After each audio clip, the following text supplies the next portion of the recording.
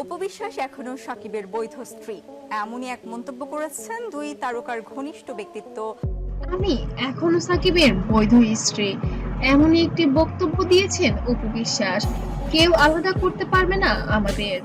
বাংলা চলচ্চিত্রের জগতে আবারও সরগরম অপু বিশ্বাস মুখ খুললেন সাকিব খানকে ঘিরে সবচেয়ে বড় সত্য নিয়ে। তিনি সোজাসুজি জানিয়ে দিলেন, আমি এখনো সাকিব খানের বৈধ স্ত্রী। এমন মন্তব্যের পাশাপাশি সাকিব অপুর এখনো ডিভোর্স হয়নি বলেও দাবি করেছেন তিনি। আমাদের কেউ আলাদা করতে পারবে না, এই ঘোষণার পর ভক্তদের মধ্যে তোলপাড়। সাকিব খান ও অপু বিশ্বাসের সম্পর্ক শুধু পর্দায় নয়, বাস্তব জীবনেও আলোচিত। বহু সিনেমায় জুটি বেঁধে কাজ করছেন তারা। এই সময় দুজনের প্রেম, বিয়ে এবং পুত্র জয় সবকিছুই ভক্তদের মনে জায়গা করে নিয়েছিল, কিন্তু এরপর শুরু হয় নানান ভুল বোঝাবুঝি। অপু বিশ্বাস এবার মুখ খুললেন গণমাধ্যমে। তিনি বললেন, আইনগতভাবে আমি এখনো সাকিব খানের বৈধ স্ত্রী। আমাদের ছেলের স্বার্থে আমি সবসময় চাই শান্তিপূর্ণ জীবন, কিন্তু কেউ চাইলে আমাদের আলাদা করতে পারবে না।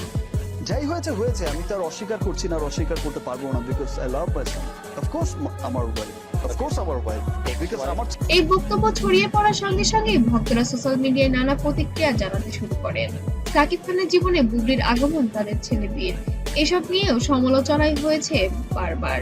তবে অপু বিশ্বাস পরিষ্কার করে জানালেন, আমি জয়কে যেমন মায়ের দায়িত্ব বড় করেছি, তেমনি সাকিবের নামের মর্যাদা আমি কখনো নষ্ট করতে চাই না। কিন্তু বৈধ স্ত্রী আমি, এই সত্যকেও পাল্টাতেও পারবে না। অপুর এই বক্তব্য সোশ্যাল মিডিয়ায় তোলপাড়।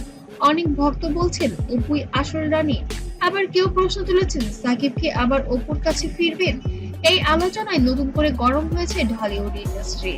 অপু আরো বলে, অসম্ভব সুন্দর, অসম্ভব সুন্দর, মানে যখন শাকিব খান তার মুখোশ নিয়ে আসে, আমার কাছে মনে হচ্ছিল যে আমার ছেলে জয়কে নিয়ে আমি একা নই, ওর বাবার নাম সাকিব খান, আর সেটা আমি শেষ পর্যন্ত ধরে রাখবো।